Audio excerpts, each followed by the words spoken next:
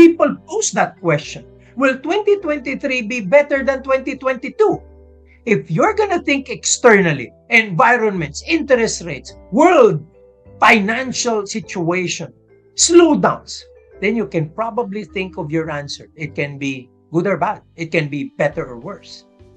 But if you're going to be looking at that on a personal basis, the answer is always yes. So this is a major factor. At ito po, ang hatid nito, syempre, higher.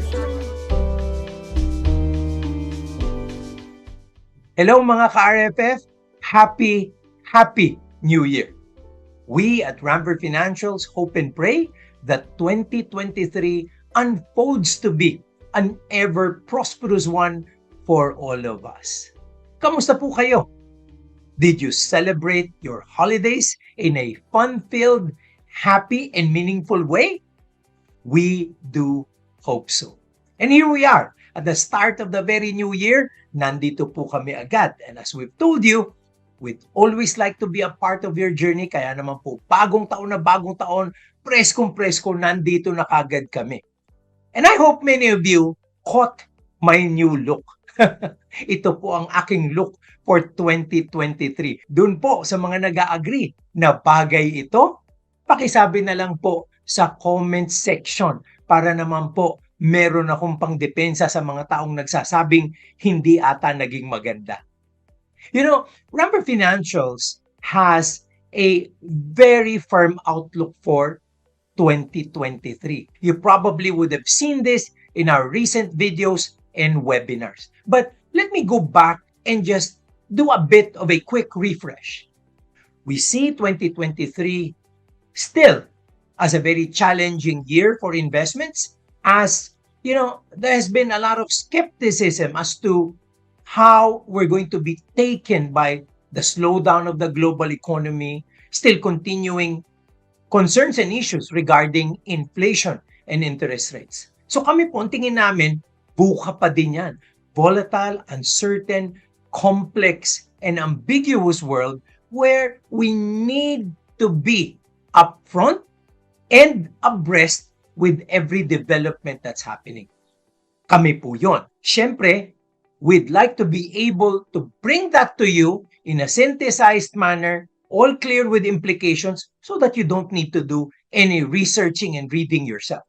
Pero very clear po, there are clouds, dark clouds on the horizon, while there are also green shoots na nagpapakita naman na meron na rin pong magagandang development. Again, dark clouds, but with silver tints or maybe positivity showing up. Kaya po, as a matter of fact, ang sinabi namin, the first half of 2023 will still be a little volatile. So syempre po, nandyan pa rin yung issue, hindi pa natin talaga alam kung talagang bababa na ang interest rates or bababa na ang inflation. But we have a very clear and confident idea that it will. At nakikita naman po natin, medyo tapering po ang pag-i-increase ng rates ng Fed at ng European Central Bank together with the Bank of England.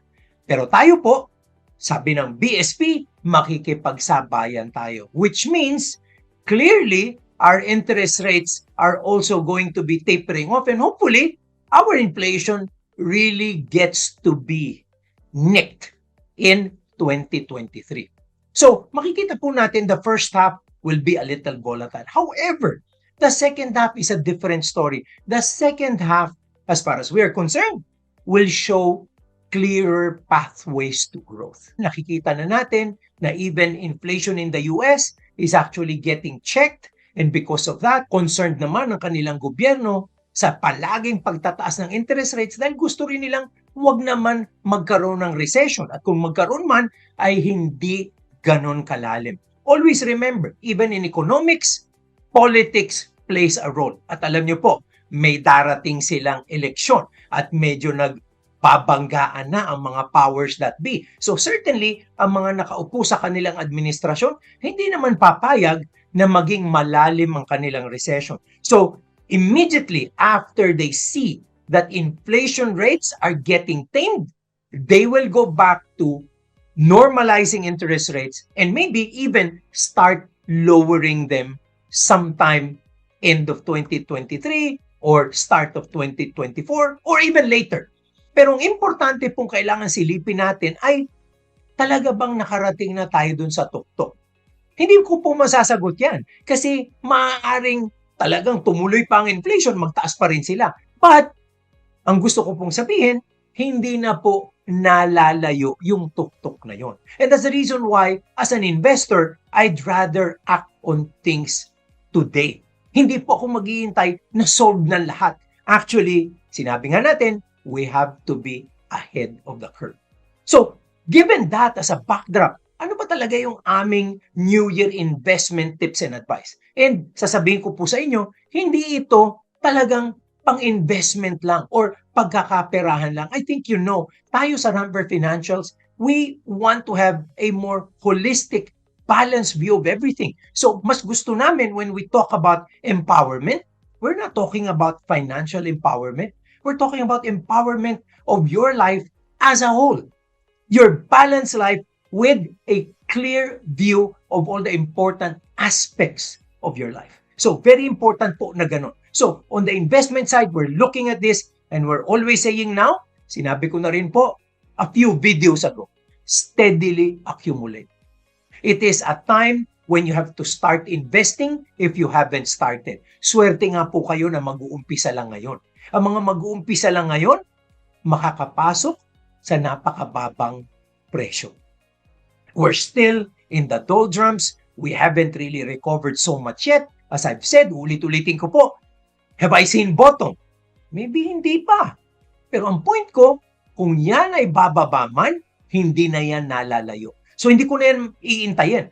I will be ahead of the curve. I will be starting now. Because where we are today, bargain prices na eh. Nakikita ko ng value. At nakikita ko na meron talagang mga kumpanya who will be benefiting from higher rates of interest and inflation. Siyempre, yung ngayon palang nag-uumpisa, medyo mura ang kanilang pasok. They can actually see great values because some companies are not exactly doing so poorly. Some of them have already started recovering as we opened the protocols regarding COVID-19. Kaya naman po, para doon naman sa mga may investment na at ang palagay nila, sila nga ay nalulugi underwater. They have to be able to increase commitments to investing.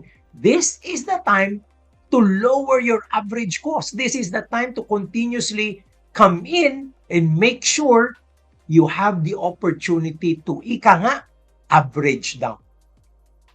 And because of that, if you're going to be looking at an economy like this and you're going to be pressuring me to come up with a tip, abay, napakaganda po ng banking sector. We have told a lot of people that being overweight on the banking sector might be good. And why? Because when interest rates go up, they have a higher margin. At alam naman po natin, yung kanilang asset quality, maganda pa rin naman. They're not exactly deteriorating the way they did in 1997. And loan rates have not actually expanded too much. Hindi naman po tumaas because the market is still awash with cash. So talagang pabor po sa mga bangko ang situation na ganito. For the others that cannot deal with direct investing, take the position, the growth position on mutual funds. Steadily increase your commitment and do it constantly and consistently. The other thing that we can look at in the flip side, outside equities and mutual funds will be your fixed income instruments. Doon po sa inyo na nakapaglalagay ng emergency fund or even a portion of their total portfolio in fixed income. Maybe it's high time for you to think beyond the 30, 60, 90-day placements. Alam nyo po, when we say inflation and interest rates are tapering off, maybe it's high time we lock our position. Yung mga mahahabang duration like 5, 7, or 10 years. Because when you lock it there, you get that rate for that whole period. So even if interest rates go down, you're going to be happy with that kind of a yield. Eh ngayon po, nakakakita na tayo ng 5, 5.5, even 6.5%. So you will be enjoying that for a long period of 5 years. We better lock it up now. Baka po pag nagsibabaan ng rate na yan, hindi na uli natin ma-enjoy ang opportunity ganyan. So you have to look at your fixed income instruments, take on a little of a longer duration, pero pagdating naman sa inyong risk position, I hope you can increase your level of growth. Kasi po itong lagi nating naririnig, inflation, interest rates, paulit-ulit yan. Everybody says that. You read that in all of the write-ups. You see fund managers and analysts always talking about that. Pero hindi po ganun kadami ang nagka-clarify why interest rates and inflation are important factors to consider. So dito po, again, back to basics tayo. Why inflation and interest rates are major considerations moving forward. So unahin po natin effect on companies. Siyempre, when we invest in stocks, we invest in mutual funds that invest in stocks, we are taking a position in their earnings proposition. Diba? So, ibig sabihin, tumataya tayo sa mga kumpanya dahil gusto nating makisali sa kanilang pagkita for the future. Pero dahil tumataas po ang interest rate, syempre, medyo may concern tayo dyan. Ang kumpanya may concern dyan. Bakit? Kasi ang mga companies po, tumataas ang cost of capital pag tumataas ang interest rates. Hindi naman po lahat ng kumpanya may pera at laging equity ang ginagamit. Karamihan po, if not all of the companies in different industries, they always have a position on debt. They use other people's money to grow their businesses. So when this happens, meron silang loans, whether short-term or long-term. Pag tumaas po ang interest, ano ibig sabihin? Siyempre, yung cost of capital nila aakyat. Next, higher costs of production and also higher costs of operation. Siyempre po, yung mga binibili nilang factors of production, raw materials, lahat po yan nagtataasan with inflation and interest rates. So, ibig sabihin, taas ang kanilang costs. And yung cost of operation, tumaas po ang gasolina, tumaas ang kuryente. So, lahat po, kahit na nasa service industry, umaakyat din ang costs of operation. In which case, ano po ang ibig sabihin ng mga yan? Pwede pong bumaba ang ating earnings rate. Yung pagkita ng mga kumpanya, yung capability nila to earn money and bring forth future cash flows, bababa dahil mataas ang inflation at interest rate. Which means, pag nangyari po yan, some companies will actually go for a slowdown. Imbes na mag-expand sila at umutang sila ng pera, medyo daw muna sila. Medyo pirmis muna, ika nga. So ano nangyayari? Effect din sa general economy. Kaya yung actual slowdown po or the lower pace of growth of GDP is also rooted in inflation and higher interest rates. Yung domino effect po nito, ganyan ang nangyayari. Pero tayo sa mga investors sa financial markets, double whammy po tayo. Kasi if you go to the flip side, may tama pa po yung mismong valuation. Hindi lang yung operation ng kumpanya, hindi lang yung earnings ng kumpanya, pati yung pagpepresyo natin tatamaan. Bakit po? Kasi diba, remember, when you buy a stock, you're buying its earnings proposition. You're buying the cash flow it's going to give you. Pag tumas po yung interest rate, yung future cash flow, di ba, i-discount natin yun eh. So when you discount a future cash flow to the present day, knowing that interest rates are going up, ano po ibig sabihin? Tataas po yung pagka-discount, dapat mas mababang presyo yung pagkakabili mo. Ganun pala yun. So, double whammy. Yung kumpanya na nahirapan ng kumita, tapos pati valuation mo, binababa mo ngayon, paano ngayon yan? Diyan po talagang nauuna yung tinatawag na pessimism ng merkado. When people get to more of capitulation, despondency. At bakit po nangyayari yun? Siyempre, lower level of earnings and higher discount rates on assets only lead to one thing. It leads to the lack of interest in playing the market. So, there will be lack of buyers. Kasi hindi exciting eh. Hindi magandang kikitain, bet ako sasali dyan. So pag kumunti po ang buyers, saan po papunta ang presyo ng isang stock? Ayan, dyan yung makikita. Talagang nagtutugma din yan. On the other hand, hindi lang talaga fundamental. Nandyan po yung emotional. So the lack of confidence can now bring forth yung kabaliktaran naman, more sellers. Bumaba na nga yung interest ng buyers, magkakaroon ka pa ngayon ng sellers dahil may mga takot, saan po papunta ang presyo ng assets? Di pa po bababa. But again, as I tell you this and I talk about it, I will be very, very clear with this. I go back to my idols, Warren Buffett, Peter Lynch. Alam niyo sinasabi nila? Lahat naman yan macro eh. Interest rates, inflation, they're all macro. But do you know that they do that every 10 years? Plus or minus 2 years, nangyayari yan. And no one is able to predict it. So ano sinasabi ni Peter Lynch? Imbis na i-predict mo yung galaw ng interest rate, imbis na i-predict mo yung galaw ng inflation rate, i-predict mo yung nakokontrol mo. Don't predict what you cannot control. And what can you control? Yourself. So no matter what's happening, you can actually continuously invest and average down on your positions. Kasi pasasaan ba yan? Masosolve yung inflation na yan eh. Pag nasolve yung inflation na yan, bababa yung interest rate na yan eh. At pag nangyari yun, sisigla na naman ang merkado, gaganda na naman ang performance ng mga kumpanya. Guess what happens? Over time, it goes back to the proposition that companies are better off than regular time deposits in terms of an outlook on the way we can earn money. So in the end, kahit ano palang mangyaring volatility ganyan, over the long term, dapat dito ka nakataya. So basically, you now have to control yourself, you have to control your own cash flow para every month meron kang mailalagay. Yan daw ang usapan dito. And that's the reason why I move on to my next tip, which is really to use all of our potential for 2023 to create new income streams. Nasa libro ko po yan, Firing on All Cylinders. Minsan, karamihan po ng Pilipino, pag may trabaho, may kita, okay na. Yun na yun. Dapat po hindi ganun eh. Dapat meron tayong spare time, hindi ba? Yung spare time ba na yan?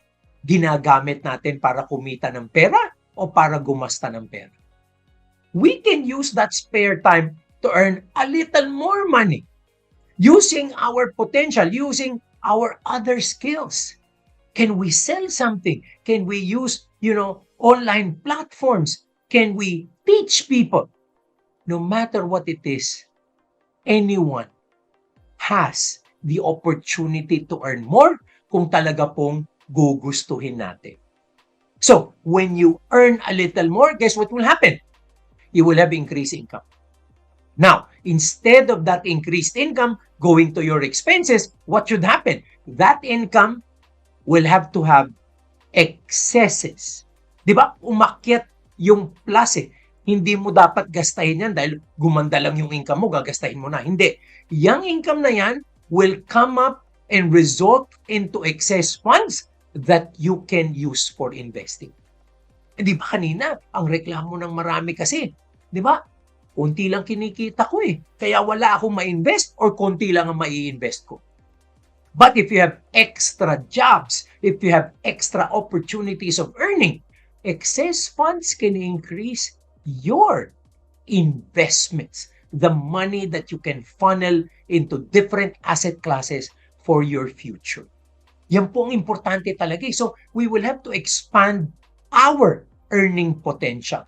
And, kalaki po niyan, syempre, kontrolin naman natin ang ating expenses. Kasi hindi rin maganda na aakyat ang income mo, tas expenses mo aakyat din. So, yung expenses natin, i-budget natin yan, but the income, let us expand that.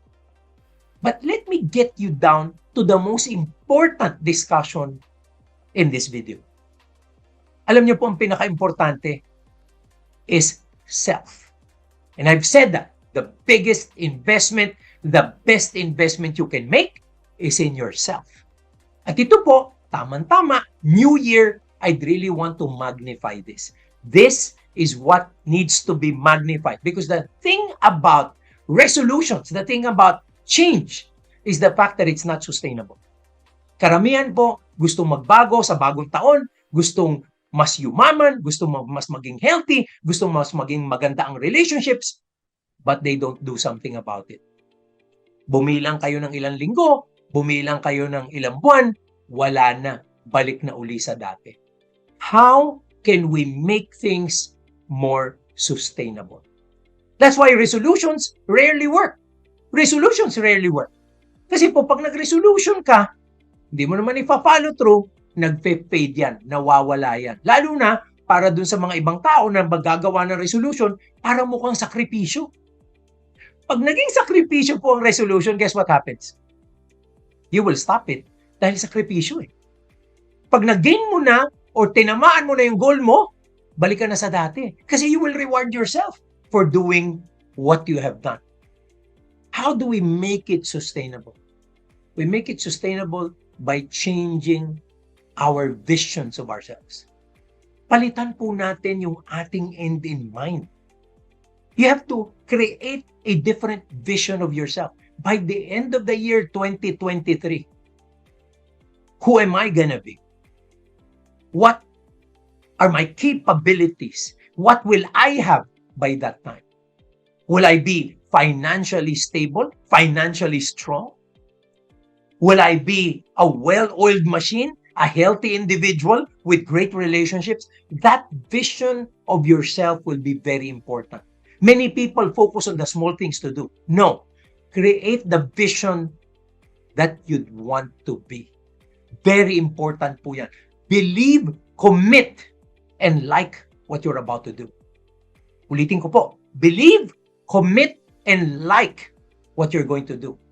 Kasi po, pag gusto mo yung ginagawa mo, tuloy-tuloy yan. Example that I always use is a physical regimen. We want to be healthy. Pero anong ginagawa natin? Diet tayo, hindi tayo kakain. Guess what? When we hit the right weight, guess what we do? We eat again. And when we do that, we gain weight again. But if you establish the person you want to be, that healthy individual, guess what happens? You will now make working out a part of your lifestyle, and you're going to be eating healthy, and you will like eating healthy. That's very important. You will like working out, and you will like eating healthy. That's the most important thing now. Because when you like what you do, it becomes sustainable. Don't make it a sacrifice. If it's a sacrifice, it wouldn't last. Realize your potential. Who are you destined to be? You know, we're all blessed by our great Lord with a lot of talent and potential. With the way you're doing now, can you imagine this? With the way you're doing now, that person 10 to 15 years from now versus who you were meant to be, will that be one and the same person? Yung binigay kayang potential ni Lord sa inyo, magagamit nyo to be the person you were destined to be? Or will that person be less because you did not fire on all your cylinders because you wasted and didn't push the effort? Yun po ang tanong dun eh. Kasi everything that we do, we will do based on the way we think. And that's the reason why this whole mindset thing is something that we at Rampber would be very, very serious about. We will never act inconsistently with the way we identify ourselves. That is a quote from Tony Robbins. We will never act inconsistently with the way we define ourselves. Kung ano yung pagkakakilala natin sa ating sarili, yun ang ating magiging action at behavior. To put it in a positive spin, we will always act consistently with the identity that we define for ourselves. So kung ang tingin mo sa sarili mo financially responsible at magiging financially responsible ka, consistently magiging financially responsible ka. Don't mind the details. Mind the person you ought to be. Alam nyo, dyan mo makikita yung difference because the vision of ourselves, that is the empowered individual, will have such an empowered lifestyle And why? Because you will have the character. Character is the ability to carry a resolution long before the excitement of the moment has passed. Can you imagine that? Let me repeat that. Character is the capability to carry on a resolution long after that moment of excitement has passed. Do you have that character to be the very best you can be? Yan po ang usapan dito. So when we do resolutions, money resolutions, physical resolutions, relationship resolutions, let us first imagine the end in mind. And let us cement that in our heads and make that picture really very vivid. Instead of coming up with simple goals like, I want to be 110 pounds, I want to be 100 pounds, I want to be 160 pounds. Those metrics are good, but they're intermediate. The key is to have the end in mind. And that's the reason why, ship ko po yan, pag na-establish nyo na yung identity, that's the only time you clarify your goals. Back to square one po tayo. A lot of people in New Year's resolutions, laging ang target goals eh. Goals agad. Doesn't work that way. You have to have a vision of what you want to be, who you want to be. And based on that, now create the goals. Because when you create the goals after you have the vision, goals are going to be more specific. And on top of being more specific, guess what? Goals are going to be more updated. Is that really what you want? Kasi alam nyo, yung goals natin, nagbabago yan eh. When I was in college, my goals are very different. When I took up MBA school, that changed. When I put up my own business, that changed. When I joined a mastermind group, that changed substantially. So, you update those goals, provide more specifics, and guess what? You are going to be seeing a very different target. You're going to be seeing a very different end in mind. Because I tell you, this is the time to be a little more ambitious. Fortune favors the bold. Always remember that. Fortune favors the bold. It is time to be able to dream and let our ambition take a higher course. Because lower than that, guess what happens? We miss out on potential. We waste opportunities. You know, a lot of people will often say, hindi Rex, kailangan naman kontento ka din. I will have to make sure you define that correctly. Because there is a big difference between foolish settling and wise contentment. Wise contentment is something else. Wise contentment is being content because it matches your potential. You've done your best. Ang problema ng iba, foolish settling. Kontento na sila, pero hindi yun ang dapat na kinalalagyan nila. And why is this very important? Because we have to think beyond ourselves. If you reach your potential, ang sasabihin natin, hindi ko naman kailangan yung yaman na ganyan eh. Hindi ko naman kailangan yung assets at perang ganyan. Tama, hindi mo kailangan. So what are you supposed to do? You're supposed to share it, fulfill your potential, and if you produce more than what you need, you're supposed to share. Hindi ibig sabihin, mangangamkam ka ng lahat-lahat ng kayamanan para sa sarili mo. No, you fulfill your potential because that's who you're destined to be. At kung sobra-sobra ka, share it with others. Yan ang tamang gawin. And I'll tell you 3 quotes to be able to end this really strongly. And I've used them time and time again. 1, never let a good crisis go to waste. Sir Winston Churchill. Crises present opportunities for growth. Crises present opportunities to be better.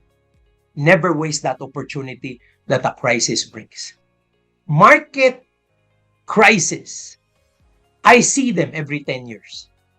So if I'm in the market for 40 years, I've seen them 4 times. How many crises will you see in your lifetime? If you don't take advantage of many of them, you're going to be wasting tons of opportunities. Number 2, successful investing is about managing risk, not completely avoiding it. That's a quote from Benjamin Graham, the teacher of Warren Buffett. When you completely avoid risk, you hide from opportunities of growth. You manage risk. You don't avoid it because avoiding risk makes you stagnant. All of the taipans of our country, all of the most successful people, they took risks, calculated risks. I hope you get to learn how to do these things because if you don't, you're going to be wasting your particular pathway to be the best person you can ever be. Quote number 3, and this actually really wraps it up. Cash and courage at a time of crisis are priceless. If you have the investable funds and the boldness and the courage to think growth and we're in a crisis, you're in the best position of your life. Let us not waste it. 2023 should unfold as one year where all of us become more successful.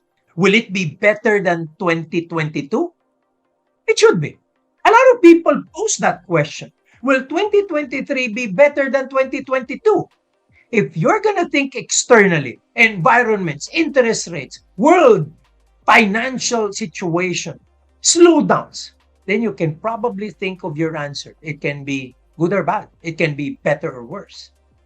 But if you're going to be looking at that on a personal basis, the answer is always yes. For me, 2023 will be better than 2022. And you know why? Because it's not about what's going to happen. It is going to be about what I intend to do about it.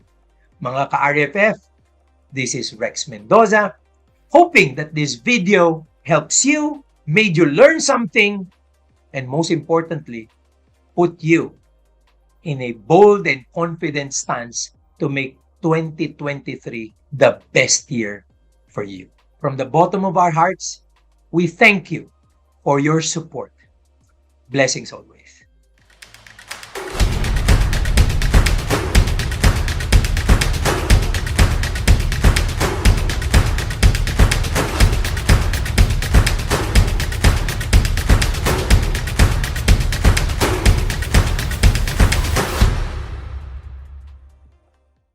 So, this is a major factor. At ito po, ang hatid nito, syempre, higher